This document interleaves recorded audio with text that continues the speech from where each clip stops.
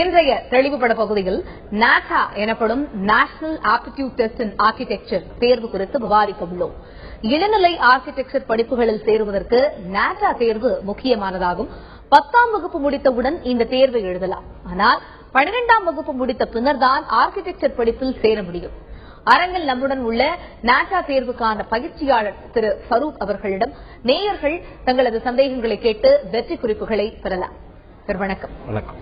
இந்த national aptitude test இன் architecture, இந்த நாட்டா அப்படின்னு சொல்லப்படுறது வந்து எப்படி ஒரு கேட், எப்படி ஒரு IAEE, எப்படி ஒரு கேட் எக்ஸாம் சொல்றோமோ அந்த மாதிரி தான் நாட்டா. அதே மாதிரி தான். சோ டிஸ்கிரைப் பண்ணுங்க சார், வாட் இஸ் நாட்டா? நாட்டாங்கிறது வந்து national aptitude test for architecture. சரிங்களா? So it's a mandatory exam. அதாவது கம்பல்சரியா இந்த எக்ஸாம் எழுதினா மட்டுமே your eligibility to do BArch 5 years BArch degree program. So this is one of the eligibility criteria. The second one is you must secure 50% in overall aggregate. In your board exam, that's in your plus 2 exam, you must score 50% overall and maths as a core subject. So 50% வந்து 10th and 12th ல இருக்கணும். No, only in 12th standard. 12th standard. Okay. The eligibility for writing the NATA exam is you must have passed 10th standard. Okay. So next is So basic eligibility criteria அப்படின்னு பாக்குறது வந்து 10th standard pass பண்ண ஒரு கேண்டிடேட்டும் இந்த நாட்டா exam எழுதலாம். இப்ப இந்த நாட்டா exam பத்தி எவ்வளவு பேருக்கு தெரிஞ்சிருக்கு சார்? நாட்டா எக்ஸாம் யாரெல்லாம் BR படிக்கணும்னு வர்றாங்களோ சோ அவங்களுக்கு மட்டும்தான் இந்த நாட்டா எக்ஸாம் பத்தி தெரிஞ்சிருக்கு. சோ ஆர்கிடெக்சர்ல வந்து அவங்க ஆர்கிடெக்சரல் இண்டஸ்ட்ரியில வந்து அவங்க கரியர் அமைச்சுக்கணும்னு நினைக்கிறவங்களுக்கு நாட்டா எக்ஸாம் இருக்கும். இத வந்து மத்த ரூரல் பார்ட் இல்ல அர்பன் பார்ட்லயே ரூரல் பார்ட் இந்த மாதிரியான இடத்துல இருக்கிற மாணவர்களுக்கு எல்லாம் இத பத்தி தெரியறதுக்கு ஏதாவது அவேர்னஸ் கேம்ப் மாதிரி நடத்தப்படுது? கேம்ப் மாதிரி கண்டக்ட் பண்ணது கிடையாது. இது வரைக்கும் கிடையாது. People who are coming from rural areas சென்னைக்கு வரும்போது தான் they are able to find everything. So Chennai மாதிரியான ஒரு மெட்ரோ சிட்டில இருக்கிறவங்களுக்கு மட்டும்தான். ஆனா இங்க இருக்கிற ஸ்டூடெண்ட்ஸ்க்கே நிறைய பேருக்கு நாட்டா பத்தி தெரியுமா அப்படிங்கிறது ஒரு क्वेश्चन. காலேஜஸ் முன்னோக்கி வரும்போது தான் அவங்களுக்கு வந்து இந்த நாட்டா எக்ஸாம்ங்கிறது ஒன்னு இருக்குன்னு தெரியுது. They think engineering மாதிரி ஆர்கிடெக்சர் ஜாயின் பண்ணலாம். And they come forward to some architecture colleges, they are being forced to write NATA exam. இதை பத்தி நம்ம இன்னும் நிறைய விஷயங்கள் பேசலாம். ஒரு நேயர் இணைப்பில் காத்திருக்கிறார். கோவையில் இருந்து விஜயலட்சுமி காத்திருக்கிறார். அவரிடம் பேசலாம். விஜயலட்சுமி வணக்கம். உங்களுடைய கேள்வி என்ன பதிவு செய்யுங்க. மேடம் வணக்கம். மேடம் வணக்கம். இப்போ நாட்டால வந்து எவ்வளவு பெர்சன்டேஜ் எடுக்கணும் நாட்டா என்ட்ரன்ஸ்ல? அதே மாதிரி பிளஸ் 2 எக்ஸாம்ல எவ்வளவு பெர்சன்டேஜ் வந்து கால்குலேட் பண்ணி இது பண்றாங்க ஆர்கிடெக்டுக்கு? நிச்சயமா. அப்புறம் வந்து இன்னொரு question, last year cut off வந்து எவ்வளவு மார்க்ஸ்? அது மாதிரி இன்னொரு கொஸ்டின் இருக்கு மேடம். பெஸ்ட் காலேஜஸ் எல்லாம் எது ஆர்கிடெக்ட்ல சென்னை பொறுத்த வரைக்கும்? நிச்சயமா தெரிஞ்சுக்கலாம். சென்னையை பொறுத்த வரைக்கும் இவங்க வந்து ஃபார்மேட்டான क्वेश्चंस வச்சிருக்காங்க. சோ கட் ஆஃப் மார்க் அப்படிங்கும்போது கட் ஆஃப் மார்க்ங்கிறது 200 marks NATA counselling based on 400 marks. Overall cut off mark வந்து 400 மார்க்ஸ். அதுல 200 மார்க்ஸ் வந்து உங்களுக்கு ஹையர் செகண்டரி எக்ஸாம் வந்து எடுக்கப்படும்.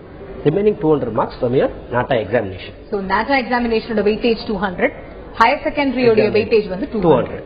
இப்போ பிளஸ் 2ல எவ்வளவு மார்க் எடுத்திருந்தா நம்மளால கம்ப்ளீட் பண்ண முடியும்? To be on the safer side, to get the top 5 colleges, அதுக்கு பாத்தீங்கன்னா your cutoff must be 310 above.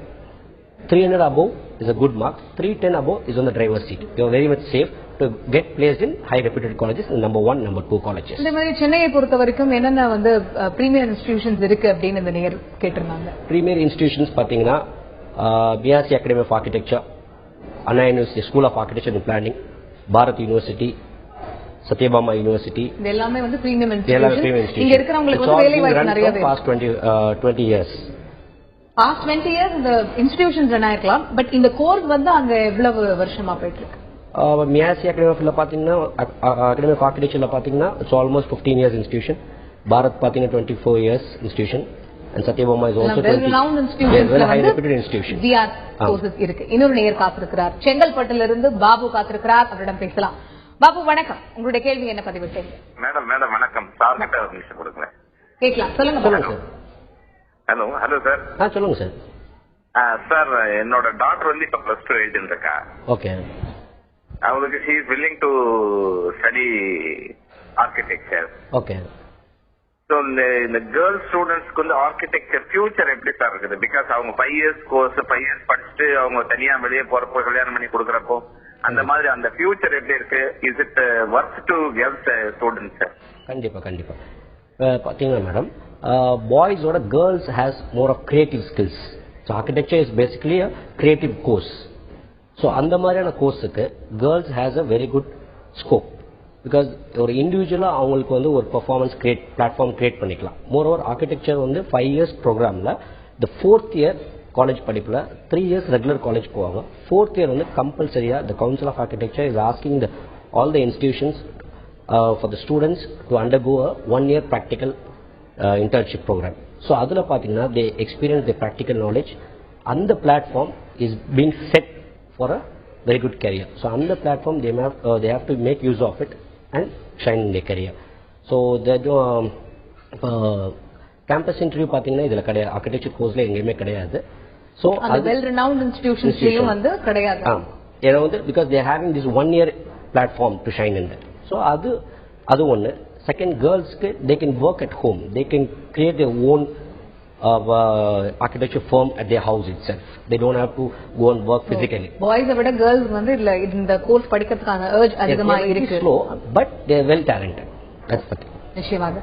திருச்சியில் இருந்து ஒரு நேயர் காத்திருக்கிறார் சூர்யா, அவரிடம் பேசலாம். சூர்யா வணக்கம், உங்களுடைய கேள்வி என்ன பதிவு செய்யுங்க.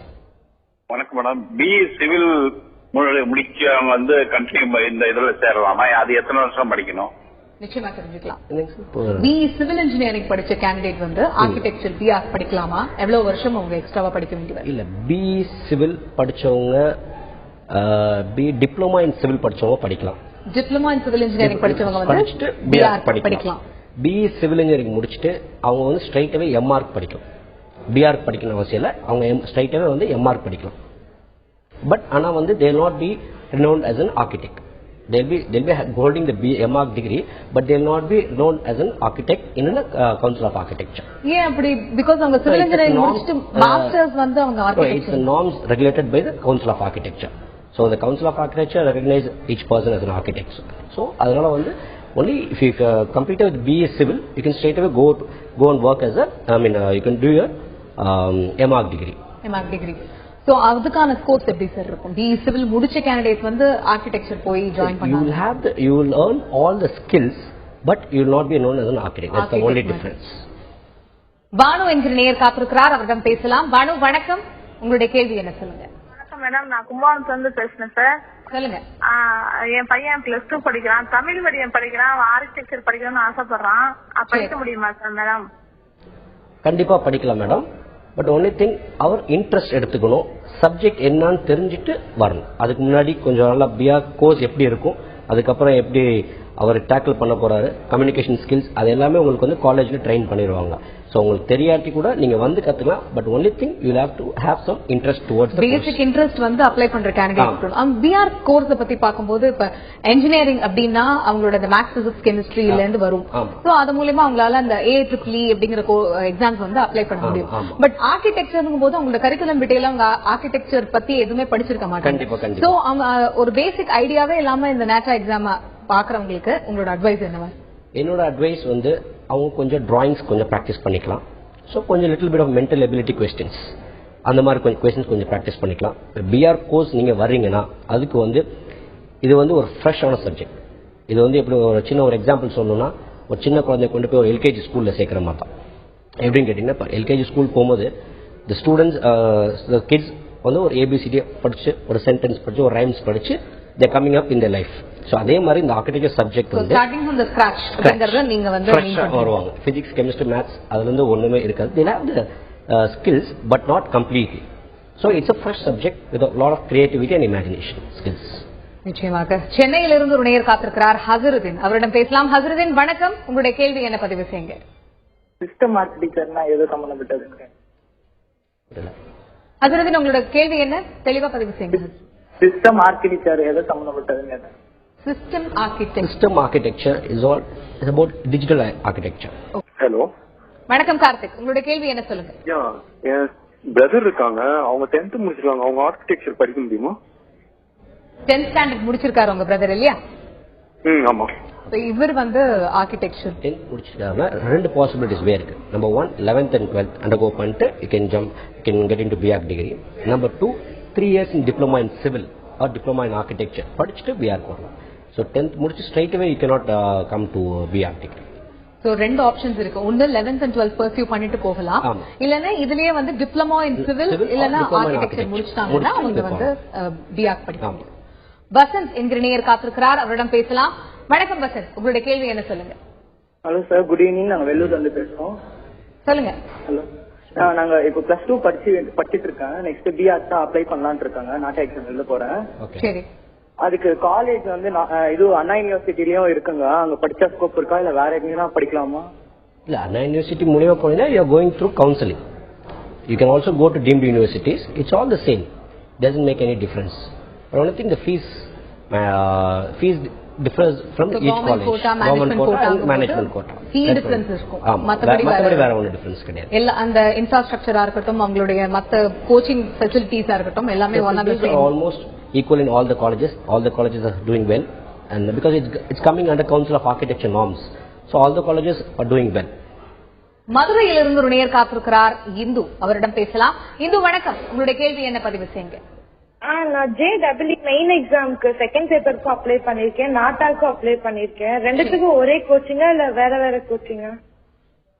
ஓகே, சிலபஸ் பாத்தீங்கன்னா ரெண்டுக்கும் சேம் தான், but pattern of the exam வந்து டிஃபரெண்ட். இப்ப நாட்டா எக்ஸாம் எடுத்துட்டீங்கன்னா 200 மார்க்ஸ் பேப்பர். அது வந்து ஃபர்ஸ்ட் 100 மார்க்ஸ் டிராயிங் ஸ்கில் இருக்கும், ரெண்டாவது 100 மார்க்ஸ் வந்து ஆன்லைன் ஆப்டிடியூட் டெஸ்ட். ஸோ வேற இன் JEBR JEE பேப்பர் 2 எடுத்துட்டீங்கன்னா அதுல வந்து completely of architecture with your 12th standard maths. So overall 360 மார்க்ஸ்ல வந்து 260 ஆர்கிடெக்சர் சிலபஸும் 100 மேத்ஸ் சிலபஸ் இருக்கும். பட் நாட்டால வந்து உங்களுக்கு மேத்ஸ் சிலபஸ் 12th ஸ்டாண்டர்ட் இருக்காது. It be lower standard mathematics இருக்கும்.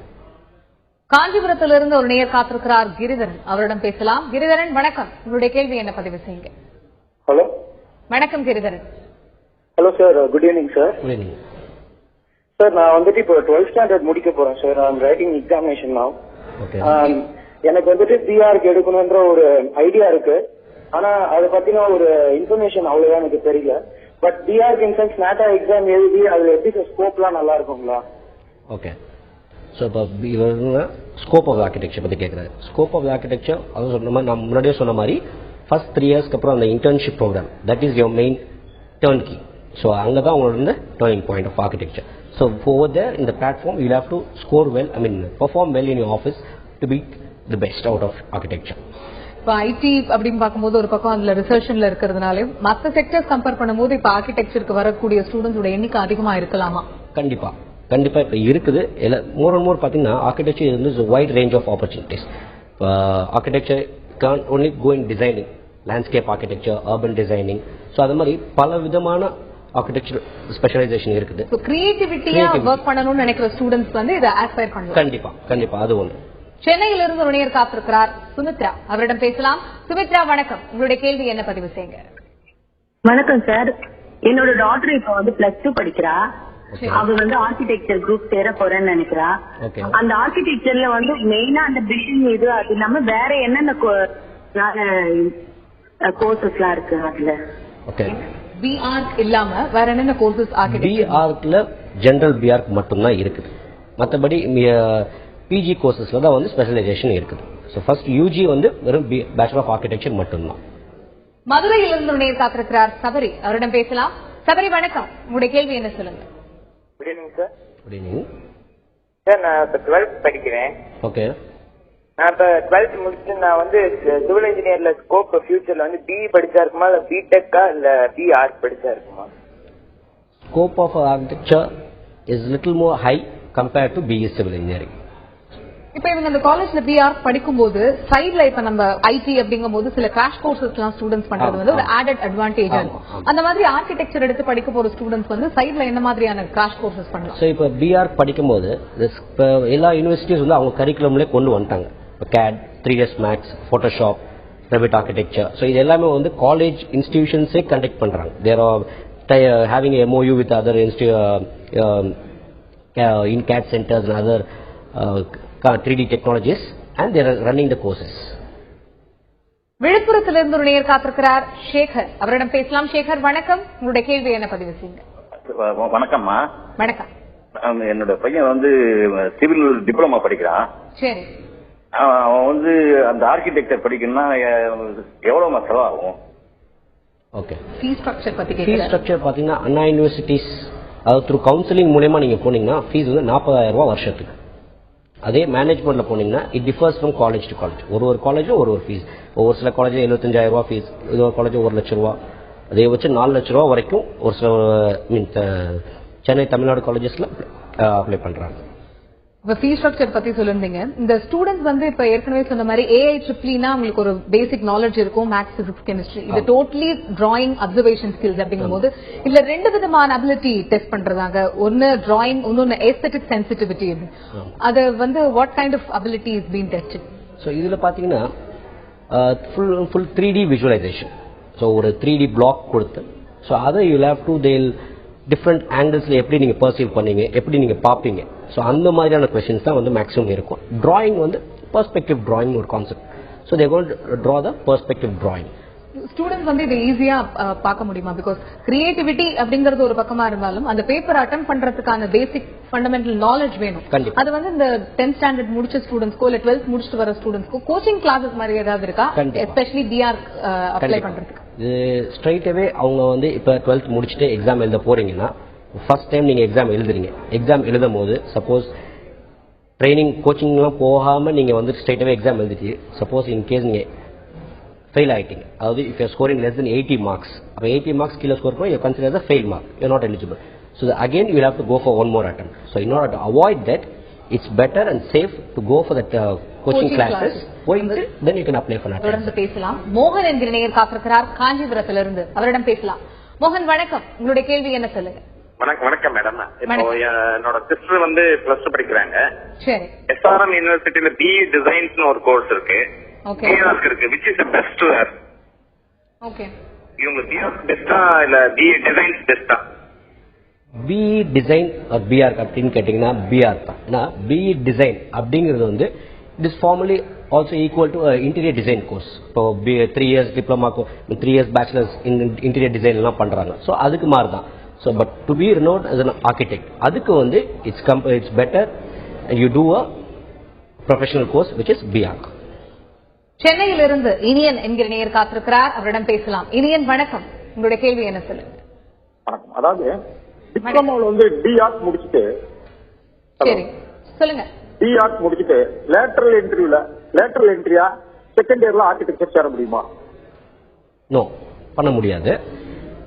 நீங்க BE டிப்ளமா இன் சிவில் படிச்சுட்டு BE சிவில் போகும்போது செகண்ட் இயர் போவீங்க. ஸோ அந்த மாதிரியான ரூல்ஸ் அண்ட் ரெகுலேஷன் கவுன்சில் நார்ம்ஸ்ல கிடையாது. சோ நம்ம வந்து டிப்ளமோ பண்ணிருந்தாலும் நம்ம ஃபர்ஸ்ட் இயர்ல என்ன ஆர்கிடெக்சர் பண்ணிருந்தாலும் ஃபர்ஸ்ட் இயருக்கு நாட்டா எழுதி தான் நீங்க வந்து ஃபர்ஸ்ட் இயர் ஜாயின் பண்ண முடியும். நிச்சயமா இன்னைக்கு அந்த நாட்டா எக்ஸாம் பத்தியும் at the same time architecture course உடைய ஃபுல் ஸ்கோப் பத்தியும் ரொம்ப தெளிவா சொன்னீங்க. நேயர்களுக்கு ரொம்ப யூஸ்ஃபுல்லா இருக்கும் நம்புறோம். Thank you so much. இன்றைய பொது அறிவு கேள்விகளுக்கான விடைகளை இப்பொழுது பார்க்கலாம்.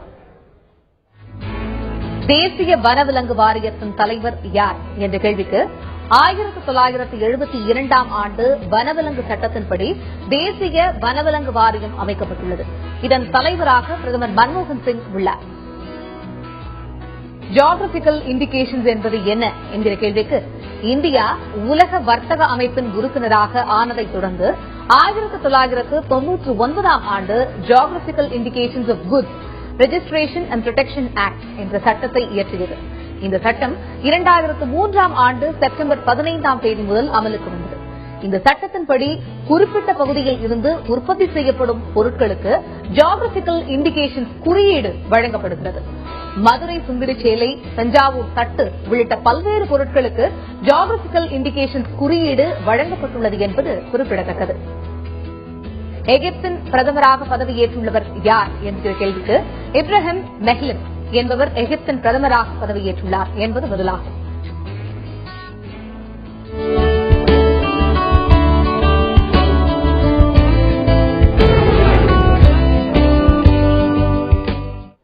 இந்திய அஞ்சல் துறையின் தமிழக அஞ்சல் பிரிவில் காலியாக உள்ள 1023 பணியிடங்களுக்கு 12ஆம் வகுப்பு படித்தவர்களிடம் இருந்து விண்ணப்பங்கள் வரவேற்கப்படுகின்றன.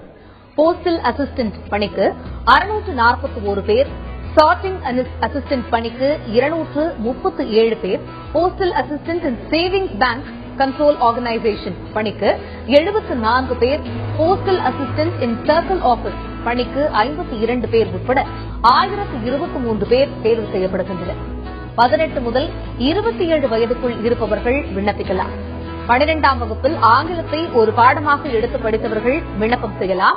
5,200 ரூபாய் முதல் 20,200 ரூபாய் வரை சம்பளம் நிர்ணயிக்கப்பட்டுள்ளது. கிரேட் சம்பளம் 2,400 ரூபாய் தரப்படும். இந்திய அஞ்சல் துறையின் இணையதளத்தின் வழியே வருகிற 27ஆம் தேதிக்குள் விண்ணப்பிக்க வேண்டும். இத்துடன் இன்றைய வெற்றி படிக்கட்டு நிகழ்ச்சி நிறைவு பெறுகிறது. தொடர்ந்து இணைந்திருங்கள் தந்தையுடன்.